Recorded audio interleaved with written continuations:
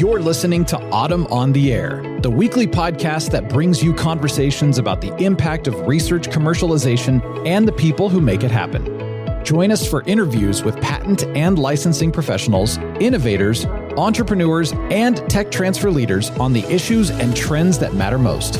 Keep listening for an inside track on the people, IP policies, and politics changing our world. Welcome to Autumn on the Air.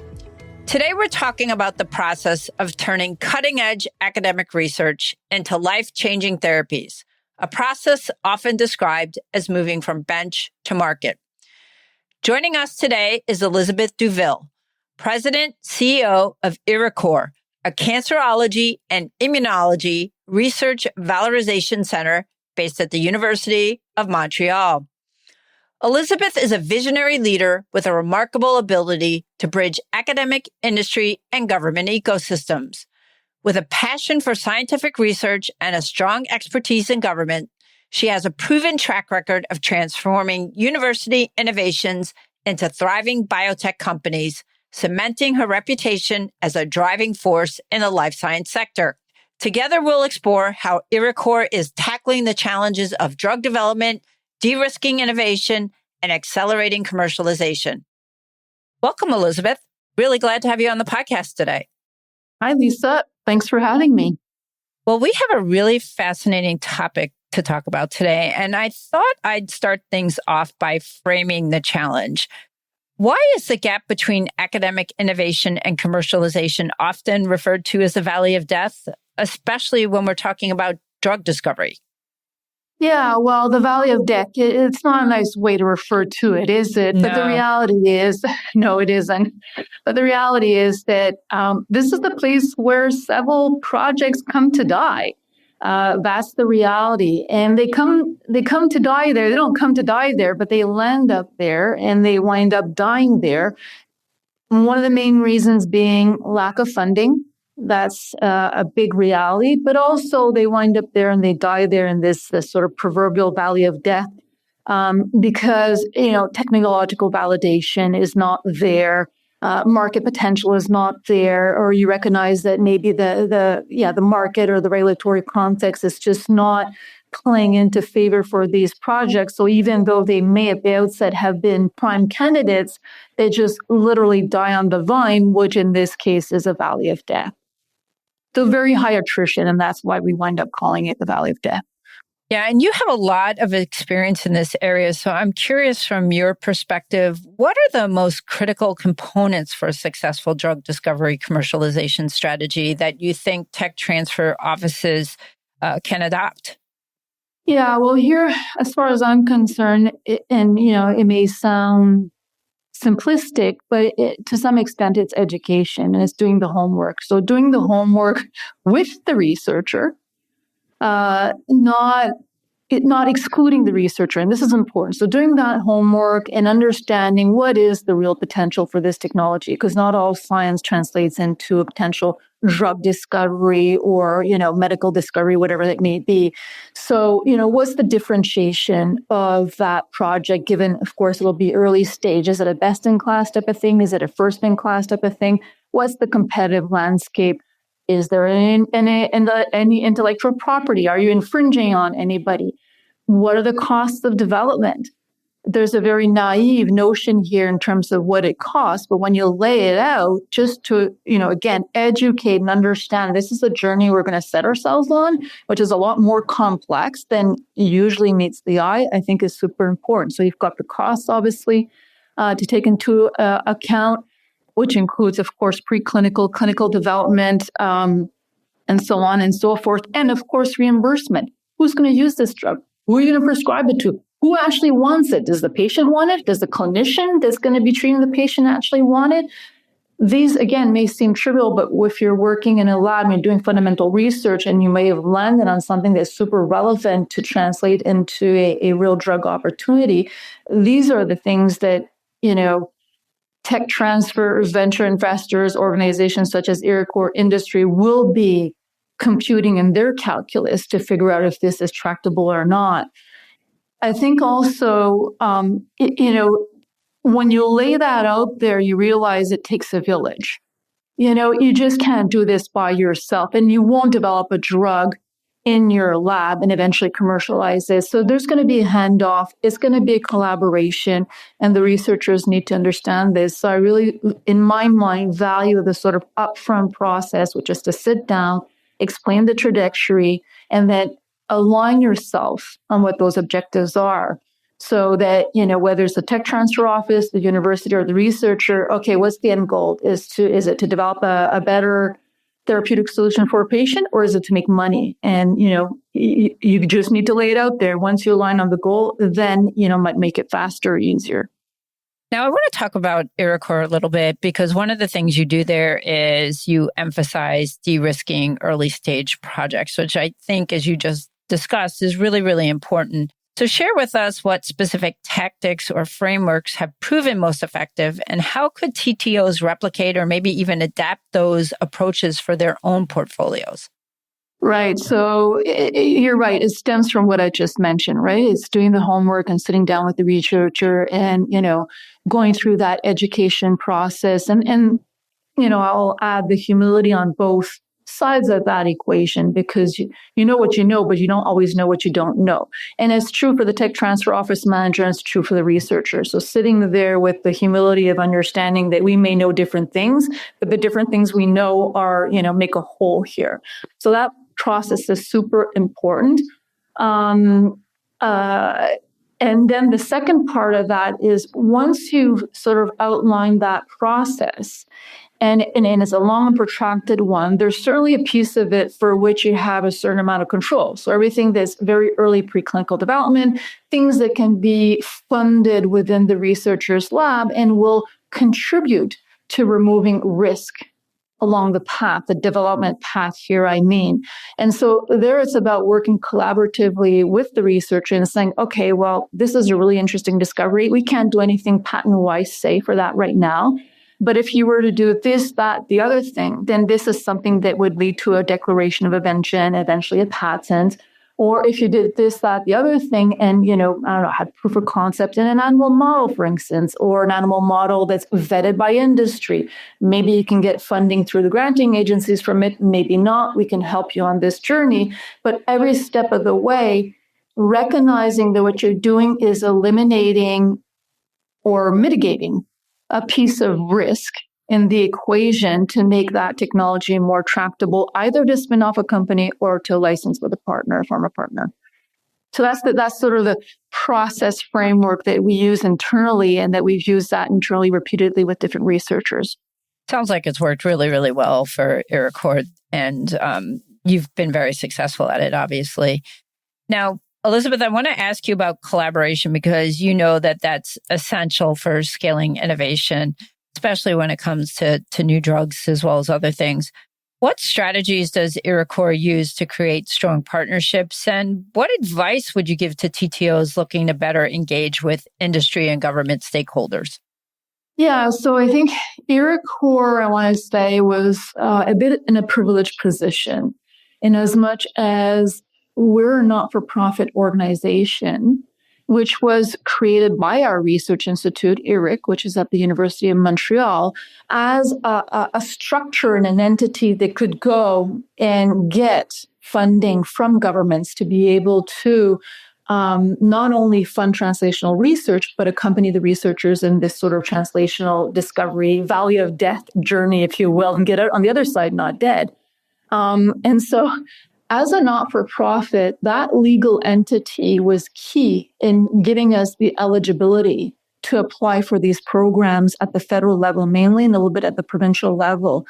And I think what could be interesting is the extent to which, universities could ultimately do that. Is there anything that precludes the university, through their tech transfer office, from creating a not-for-profit or a charitable type of structure, which is just a legal entity, that it now becomes eligible to apply for different programs from the government, and or can also use alumni, endowment, philanthropic money given to the university as a stepping stone to also attract other sources of capital. So I give you this example, which is relevant in the case of Iricor. We had, not too far from 45 million Canadian, 44 is the exact number, from our two governments, federal and provincial, that came into Iricor over a 15-year lifespan. And that we were able to leverage up with other public sources of funding and private capital and philanthropy and charitable to the tune of close to 170 million. So, money begets money, right? And so, but this is all because we had this legal structure and framework to do this, because it's not necessarily the university's vocation to commercialize, right? They're there to educate, not to commercialize, but to create the structure to do it seems to me like something that should be feasible and replicatable within, that sort of research ecosystem. Very, very interesting. Now, we've talked about de-risking, but as you're well aware, that's only one piece of the puzzle. How does Iricor approach market assessment and validation to ensure the commercial viability of a project? And what steps do you think TTOs can take to strengthen this process? Yeah, so this is a bit of a two-pronged process approach. The first of which is really database driven. So we access market intelligence databases, which I think most tech transfer offices do.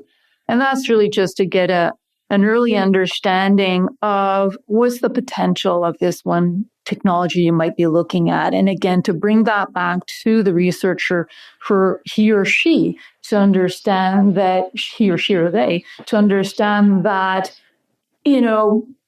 okay, I think there's potential, but, the data says maybe not so much. That's the sort of first reality check you might give, or, oh my God, we've never seen anything so exciting. You're onto something, right?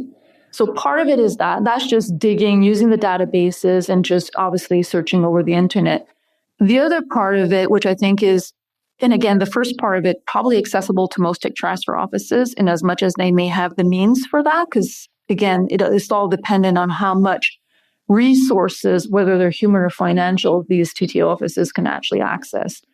The second part of it is industry conferences. So, getting in the network, knowing people in pharma, knowing people in the venture capital funds everywhere that you can, and establishing, deep deep relationships with these individuals, because it's a people business at the end of the day. And so whether it's wanting to do business with the researcher or wanting to do business with you as the intermediary between the researcher and industry is key. And so you have no choice. You've got to go and develop those relationships. And if you have developed them and you can actually pick up the phone and, phone dial, well, we don't do that anymore, but pick up the phone or the Zoom or the Teams and say, hey, I've got something that's pretty exciting. Can I just, pick your brain on this? It's worth a lot, because then you get a first, bellwether on this, and then you sort of move forward. So those are two mechanisms, but which are not always easy for the tech transfer offices, because they cater to all the departments and all the different verticals within the university. I mean, Iricor, we're kind of lucky because we go oncology, immunology, right? We've got a slice of the pie. We're not all over the place, as it were. So it's easier for us to focus our resources than most tech transfer offices. Yeah, but even oncology and immunology are really broad areas. So share with us how you prioritize projects in a way that maximizes impact, and how do you balance resource allocation across competing opportunities? Because I'm sure there are plenty in those two vast areas. Yeah, I have to say prioritization is a bit of a challenge. And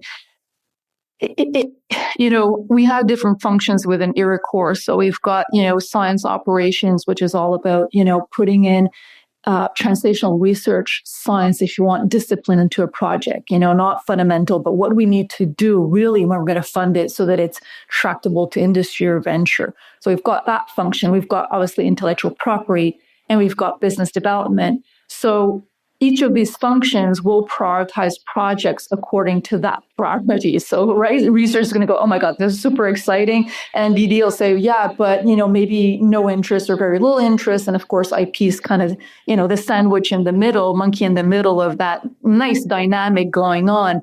So I think it is challenging. But at the end of the day, the objective here remains to, I want to use commercialize, but not from the standpoint of commercializing to make money, but commercialize as a means to an end to get, in our case, new drug modalities to patients, right? So it has to be that pull, has to be the industry pull or the patient pull or the venture capital pull on these things that then prioritizes things. And, that's what you're going to prioritize, because if you've got, a nibble, you've got someone on the hook, you're going to cater to that as opposed to all these other things that could be interesting, but right now haven't sort of bubbled up or emerged up and are tractable. So, but it is challenging to prioritize. Well, you mentioned venture capital, and I want to move and talk about funding, because we all know that funding for early stage research is challenging by far. Can you share insights into Iricor's approach to secure funding and what strategies you think TTOs might consider to increase access to capital for their researchers? Yeah, I think I might have addressed that in a different type of question earlier, but I think that, which goes to Iricor being a not-for-profit entity, right? So I think that was the key for Iricor to be eligible for programs that existed 15 years ago that actually don't exist now, but to be able to access those programs that gave us translational research funds that we were able to leverage. And that was instrumental. The sources, at least in Canada, sources from government for that type of translational research fund don't exist so much anymore. So it's a bit challenging. But I do think we have to, in as much as that's also true, I think we have to be creative. And I think that goes back to the first answer I gave earlier. I think we have to be creative. And I think universities and tech transfer offices should leverage what they have within their ecosystem, which is alumni philanthropy that wants to give back to the university, wants to see next gen development, whether it's the science entrepreneurs or those technologies, and to leverage that in some sort of structure like Iricor for our sort of space that can then be, the mechanisms by which you can sort of go, okay, you can go back to government and say, well, we get 5 million from alumni on a yearly basis. Like, that's good money. If we can leverage that, we can start putting that money to work on interesting programs within the university and get them to a point of less risk that they become tractable to startup companies or to partner with pharma. And I think that's the whole notion. But I think we'll have to get creative and have a certain appetite for risk, which is not always in the DNA of some of these universities, research institutions. Now, you talked a little bit earlier about collaboration, and that's definitely one of Iricor's strengths, collaboration across various sectors. What's your advice for TTOs that maybe are struggling to bring in multiple stakeholders, such as academia, industry, and government, to bring them all to the same table? Yeah, I think the key there is, the keys there are flexibility, agility, I want to say, and understanding, because each of these stakeholders have different preoccupations or considerations as to where they're sitting from when they're sitting at that table. So to understand that how the universities are coming at it, what are their requirements to make this work? What's the government's? What's the industries? And if you can project yourself 5 seconds into their shoes and ask them, obviously, what are their needs and why they're there and what makes sense to them, then you can align on that goal. But, you have to be, you have to compromise. It's not going to be perfect. It doesn't exist anyway. But what's that compromise solution where everybody, gets something out of it? And of course, everybody's going to lose a little bit of ground, but having that agility, adaptability, and understanding of what those needs are, and it's not just all about my needs, again, then I think it goes a long way to help. Elizabeth, I wanted to ask you, could you share an example of a project Iricor helped commercialize and some of the key tech transfer lessons that maybe you and others there learned along the way? Yeah, so I do have an example in mind, and without, naming the individual, the researcher, or the technology, this is something that we funded close to 15 years ago in a researcher's lab. And from the initial investment that we did, we were, and I say we is the royal we because I wasn't there then, but we succeeded in having a pharma partner to continue or to collaborate on the development of this asset. within the investigator's lab, but of course with input from the pharma, which is really nice too. And I didn't talk about that, but when you get into those types of relationships, the researcher, the tech transfer office, and in our case, Iricor, you learn a lot about that sort of pharma perspective on early development. It turns out that at some point, it wasn't of strategic interest no longer to the pharma to pursue this program. And so we don't care. We had the rights. We still had the rights. They were with the university. So we continued funding this program. And eventually another partner was interested and came to the table. And so, in a sense, you can sort of say, don't ever give up. But one, it takes a long time. So that journey is super long. And from a tech transfer perspective as well, you have to be mindful of the IP. So if you get that IP clock ticking too early, you're going to run out of time before you can actually commercialize it. So it's learning to move along that trajectory as the science and the development improves. You might, of course, the goal is to have new patents with new time clocks on them. But this particular program, like I said, changed hands a few times before it landed with a partner who's now, in this case, it was a pharma partner who triggered the option for the license, and they're heading into phase 1 early next year. So that's really nice, and we're hopeful that they go beyond phase 1, obviously. So that was a very successful, journey for, I think, Iricor and the researcher, who I should say at the outset was not very much minded towards translational research and commercialization. And this was the beginning of his journey, and to understand what that process is. And the nice thing of it is that it worked so well for that first partnership. Well, not the first one, but the second one after, the first one failed, or that the pharma left for the strategic reasons. The new partner liked what was going on so much, they'd actually doubled down with a different program in his lab. And we signed another agreement with that pharma with a 4-year collaboration, which is, and that's, we're in the billion bio-dollar types of deals, but it's really nice because it's bringing R&D dollars into the lab. And of course, there's upfront milestone payments. The university's happy, the researcher's happy, we're happy, everybody's happy. That often doesn't happen, but before Christmas, awesome. So, or the holidays. Definitely. Everybody's happy. So that's an example, but for sure, patience, the relationship piece comes into to play here. And of course, the intellectual property that you want to keep fresh or rejuvenated to be able to stand the test of time in that type of scenario. So what was it about that technology that there was a decision made not to give up on it? Because it's so easy, right? The partner pulled out for strategic reasons, and clinical trials and testing is very expensive. What led you to make that decision? Because it's not an easy call, right? No, it's not an easy call, but it always depends on what the strategic reasons are for the pharma to walk away. And in this case, it wasn't at all based on the promise of this program, the positioning that it had, which would ultimately be best in class. And so in a sense, when you're best in class, you may not be the fastest follower, but you're still a follower in that path. And, sometimes it may look harder than it is. And the reality, whether it's venture-backed or, in a sense, pharma-backed, they don't always have, time is not friendly to them.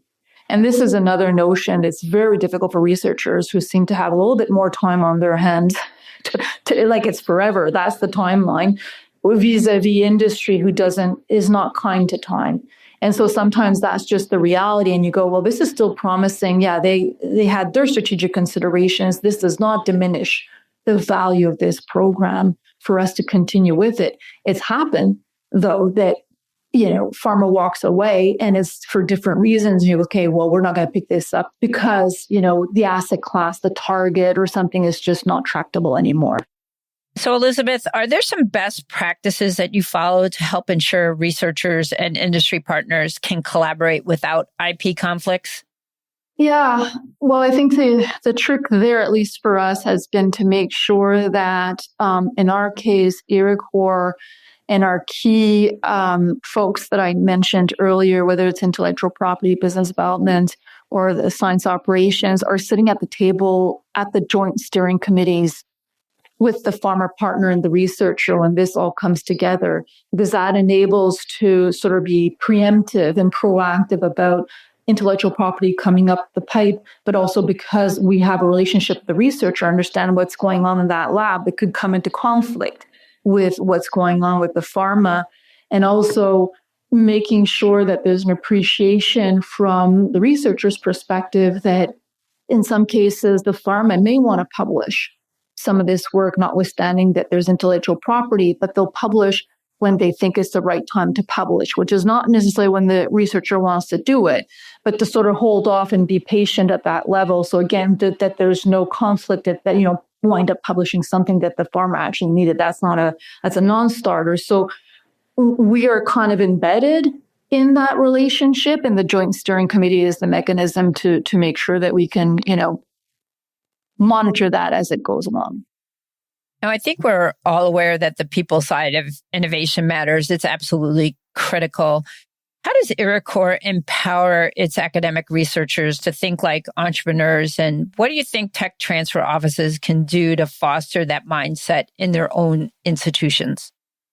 Yeah, so for this, I'd like to say that Iricor has an ability to empower academics to have an entrepreneurial mindset, but the reality is we can't. I think it's inborn. You have it or you don't.